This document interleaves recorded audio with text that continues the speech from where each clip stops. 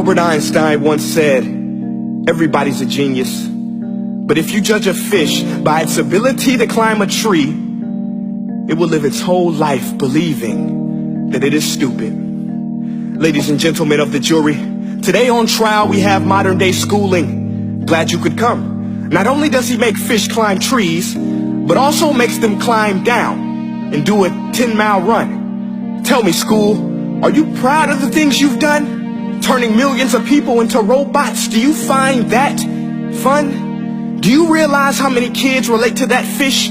Swimming upstream in class, never finding their gifts, thinking they are stupid, believing they are useless? Well, the time has come, no more excuses. I call school to the stand and accuse him of killing creativity, individuality, and being intellectually abusive. He's an ancient institution that has outlived his usage. So, Your Honor, this concludes my opening statement, and if I may present the evidence of my case, I will prove it. Proceed. Exhibit A. Here's a modern day phone. Recognize it?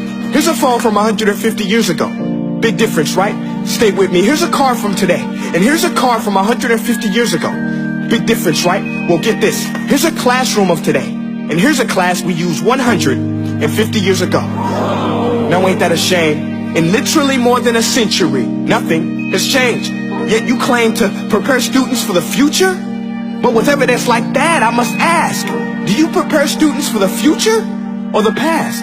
I did a background check on you and let the record show that you were made to train people to work in factories, which explains why you put students in straight rows, nice and neat, tell them sit still, raise your hand if you want to speak, give them a short break to eat, and for 8 hours a day tell them what to think.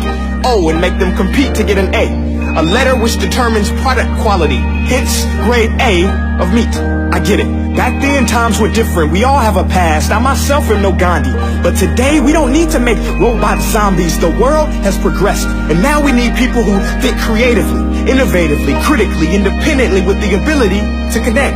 See, every scientist will tell you that no two brains are the same. And every parent with 2 or more children will confirm that claim.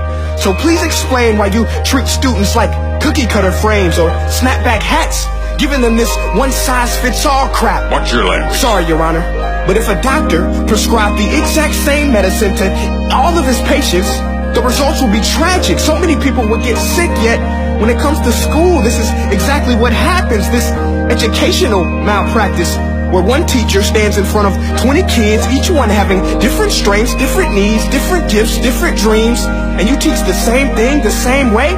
That's horrific. Ladies and gentlemen, the defendant should not be acquitted. This may be one of the worst criminal offenses ever to be committed. And let's mention the way you treat your employees. Objection. Overruled. I want to hear this. It's a shame. I mean, teachers have the most important job on the planet, yet they're underpaid? No wonder so many students are short-changed. Let's be honest. Teachers should earn just as much as doctors, because a doctor can do heart surgery and save the life of a kid. But a great teacher can reach the heart of that kid and allow him to truly live. See, teachers are heroes that often get blamed, but they're not the problem.